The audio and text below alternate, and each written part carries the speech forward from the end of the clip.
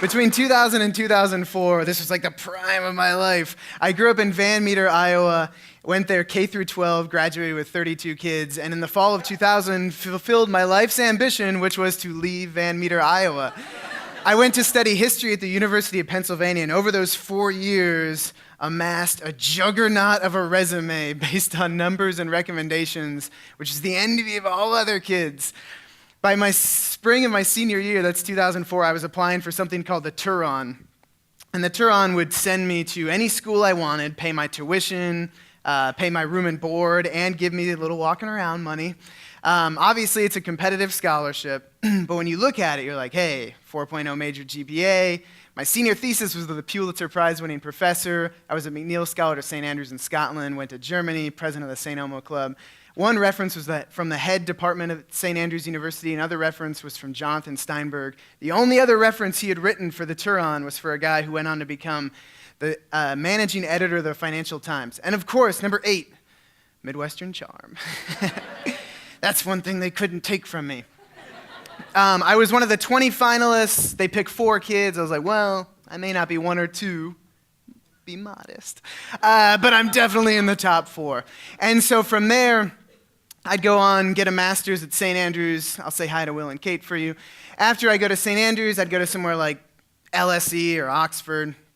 Beyond that, after I get a PhD, I'd probably go teach somewhere, maybe consult in like Brussels, send back presents to people in Iowa, wow them with my cosmopolitan nature. The only hiccup in my plan was that in February of 2004, I received this, which is a rejection letter. I'll highlight the big parts. You have not been selected, wishing you every success in what is sure to be a very rewarding career. It's like, come on, damn you. So as somebody who has entrepreneurial spirit, I am long on confidence, short on practical planning. I had made no other plans for my future except this finely scripted path for myself.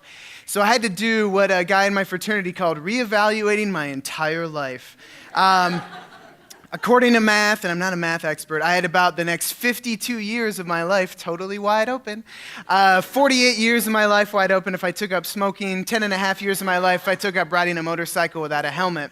And so when a friend in my fraternity said, and this sounds zany, but this is really how it came about. He was like, another guy in the fraternity wants to buy a beach in Nicaragua. We should probably do that. And I'm like, that sounds good.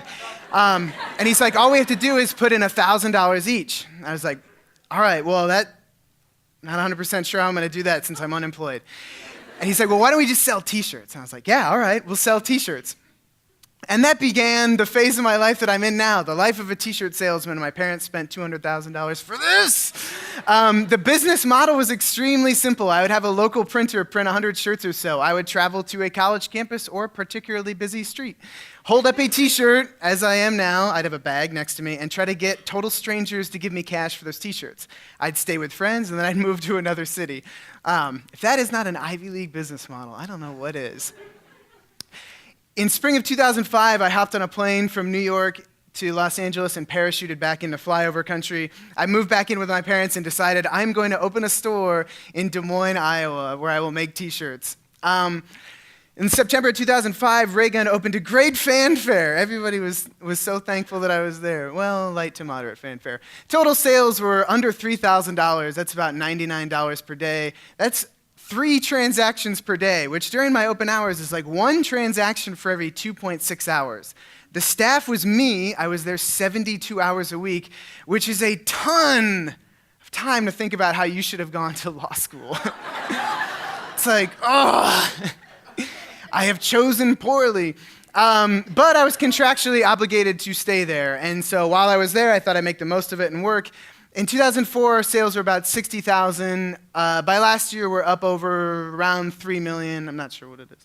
And at this point, 2013, I literally have the greatest job in the world. There's 23 people. I can, evidence bearing, go wherever I want on a Thursday morning, and I can't get fired. And when you look at the two sides of it, it seems totally incongruous that like a guy who grew up in Van Meter and went and studied history and dreamed of getting a PhD would sell t-shirts. I mean, a 4.0 in history doesn't even qualify you to run a t-shirt shop. I had no retail experience in spring of 2004. I had never used a cash register. I don't even particularly like shopping. I still don't. I had no formal design experience. All through college, I never took a design class. I never learned a screen print for that matter. No formal business training. I did take macroeconomics at Drake my senior year. I failed the first test and dropped it. I was like, I'm a spring senior. I don't need this malarkey. I had no entrepreneur relatives. I didn't have like a dad who was going to pass me the family business. I also had no trust fund to draw financing from. Most importantly, that one, if you guys get a trust fund, hang on to it. But when I looked at it, I had the creative person inside like a PhD body. I had kind of sculpted this path for myself. And when I started out with like t-shirts, all of the stuff I needed was actually kind of inside me. First of all, there was like a passion to do it. I had always taken these things like art, improv. I wrote for City View in high school. I did movie and music reviews. I did mock trial as the president of the fraternity. All of these things that I took as like extracurricular activities were weirdly enough what I actually liked doing. It's like the Onion says, find something you love and are passionate about and do it on nights and weekends. And I noticed that my capacity for work when I got into selling t-shirts was so much greater than my capacity for school had been because I actually liked doing it. The other side of it was practical advice. DJ Shadow and a guy I met through the Leland Yacht Club Sailing School. I would teach sailing every summer, and you would get to know like the kids' parents, and they were usually pretty well-to-do people. They had jobs, second home on a lake, and I would think to myself, these guys are doing great. And you would end up talking to them, and they'd say, you know, if I were going to do it all over again, and whenever an old person says that, pull up a chair, because this is like when somebody is traveling back in time to give you golden advice. They're not saying, you know what you should do? They're saying, this is what I would have done. And he was like, I'd really like to run a company, but now it's like I've got 2 houses, I've got a wife and kids. It's just not practical for me to go out on a limb and start a company. If I were going to do it all over again, I'd just start a company right out of college, like your age.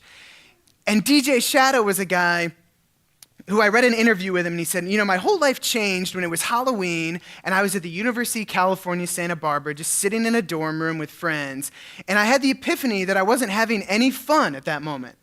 And I only ever had fun when I made music. And so I realized anything that was not making music was just wasting my time. So I dropped out of school the next day and started doing that full time. When I decided to sell t-shirts, there wasn't any halfway like, oh, I'll get a job and then that'll help pay for my t-shirt thing, or I'm just going to work for 5 years and then I'll start it. It was, no, I'm just going to do it now. I'm going to travel around. I'm going to live off of only what I can sell t-shirts. And nothing motivates you like being desperate for money. The other thing was to pick a tack. Once you get into it, it says, I kind of thought, well, which way do I want to go? And this, another famous sailor, Dennis Conner, and my college band were the 2 things I learned from. Dennis Conner has this great story where he was sailing against New Zealand in the America's Cup. And when his boat was side by side with a New Zealand boat, he always lost. He had a slower boat. They don't race the same boats, they're all put together. And he said, well, I know one thing. If I stay next to them, I will lose. If I pick the opposite tack, I may win. And so the idea of me being at Penn, I realized there's 8,000 other kids and we're all on this one path. We don't know where we're going, but I know I am not even in the top of this one group of kids. So the idea that wherever we're going, I'm going to be at the top of the heap of is impossible. The only thing I can really do is take a totally different tack from everybody else. And so that's why I decided to move back to Iowa versus staying out east. The other side of the college band was when I started a band in high school, a guy said, well, and this was like wise words for a 16-year-old. It's like, well, everybody should play to their talent. So a lot of bands are based off of musical talent or singing ability. We have neither of those, so we need to find something else. And so our talent lied in writing funny songs that people would want to listen to, and then they would overlook the lack of musical ability. When I started screen printing, I had no screen printing or design experience, so I went with what I had, which were kind of funny slogans. And the art left a little to be desired, but people I felt overlooked it. The other thing is contain yourself. It's tough, but you realize your life is more difficult when it's like full of options. It almost makes it easier when you kind of shrink your field and focus on a few things. So Scotland and Europe. I lived in Europe for about like a year and a half. Once I got into Philadelphia, I'm like, I'm not far enough away from Iowa. Take me to Europe. And I went to Germany. I'm like, they don't speak English here. Take me to somewhere that speaks English. So I went to Scotland. That did a few practical things. When I went to Scotland, everybody gave me this book. I mean, I literally got it from 3 or 5 different people, how the Scots invented the modern world and everything in it. And that years later kind of morphed into the original idea for our book that we wrote, The Midwest, God's Gift to Planet Earth. And so you never know where inspiration is going to come from. And the other thing about moving back to Iowa was that I realized when I traveled around Europe, I was like, I want to see the world. And it really translated into, I want pictures of cathedrals in lots of different cities. It's like, so I had pictures of cathedrals in Basel, Zurich, Munich, Cologne, Strasbourg. I mean, cathedrals everywhere. And it's like, look at this picture. There's nobody in it. It's like, who did you get to know in Germany? Nobody. I was too busy looking at cathedrals. And I realized part of seeing the world is really meeting other people and kind of getting to know. And you can really travel a lot without even leaving if you just start to meet other people. And that my view on things changed, and I realized I wasn't really a part of any community. I just kept bouncing around. And that's why we decided to open up a brick-and-mortar store. In 2004, people were like, don't open up a store, dude. The future's the internet. It's like no overhead. You can sell to the world. And for me, I really wanted to actually connect with other people. I wanted to meet people. It may be, less monetarily beneficial, but that's the way I like doing it. And that's why with these, I want to leave people with 4 easy tips for not being a failure. These are oftentimes like hard to quantify, like follow your dreams. But I've boiled it down to what I think is like pretty simple steps. Number 1, numero uno, reply to all of your emails. I cannot emphasize this enough. It's like you can have the biggest dreams in the world, but you gotta show up and meet the basic requirements of work. Communicating with other people. This is all that I built my company on, which was, I know I'm not the best screen printer, but I know I can get it done for you by Friday. And in the big scheme of things, when you get into the world of creativity, if you wanna have a creative company, if you want to be a creative student, it's important to have artistic ability because that's what you're being judged on. If you have a creative company, it's important to get it done by Friday because that's what you're being paid for. And you don't need to be the Michelangelo of screen printing. You just need to show up. The other, learn to use a hammer. The biggest hole in my education was not knowing how to use power tools. It's like, weirdly enough, you're like, I took philosophy class. Why didn't I learn how to use a drill? Those are things I need to know every day. When people are like, well, what's the biggest thing you need to know for starting a company? It's like a plumber, an electrician, and a carpenter. Those are the things which really will inhibit your progress. It's not like, I can't think of the greatest idea. It's like, we have to have this toilet installed.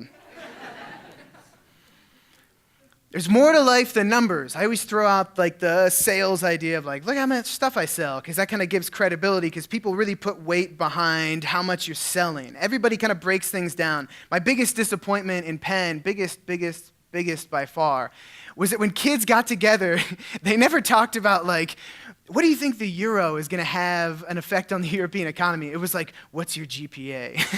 What class can I take to get a 4.0? And it was on the one hand liberating because people stopped talking about like, oh, your dreams. You're in pre-corporate America. And so when I met with one of my older fraternity brothers, he was like, what do you want to do next year? I'm like, well, I'm thinking about trying to get this Turon fellowship. He's like, what's your GPA? I'm like, 3.7, it's like 3.71. He's like, you're going to try to get that up a little bit? Because I think you want to be over a 3.8.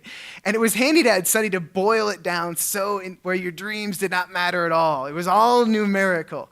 And on the one hand, it was handy, but on the other hand, constricting. And I have as much fun, literally, now as I did when I was making no money. And people say that, and you're like, how is that possible? And it's really, if you're a creative person, the highest you can achieve is being in control of yourself 100%. All I can do now is do more of what I currently do, but nothing's going to fundamentally change. And the last thing that we have to keep in mind is the mold you're in is usually one you got yourself in. It can be a cute mold. It's a cat in a box. And And so for me, nobody forced me to go to Penn. Nobody forced me to study history. Nobody forced me to go on, so you got to get a PhD. It wasn't necessarily pressure from my parents. It was that I felt that need to keep pushing myself forward. And where Penn was actually constrictive was it's hard to back out of it once you're in it. By your senior year, I'm I've invested so much money and time. Now I need a job worthy of this degree. And I had to take about 1,000 steps back in pride to go from graduating from Penn to selling t-shirts to kids at Penn. I would go to competing schools and sell inexpensive goods for cash to kids younger than me. But again, I was having fun doing it. The hardest thing was taking that first step of being well, I don't care how much time is invested. I don't like this, and I don't want momentum to carry me forward another 50 years. I need to change course. And that's what we've kept in mind at the company to this day, of no matter how much time we've invested in a project, if by the end of it, if we don't like it, and we have this feeling deep down that, well, this isn't going anywhere, that there is a chance it could succeed, but you really realize you're not into it, you have to switch course.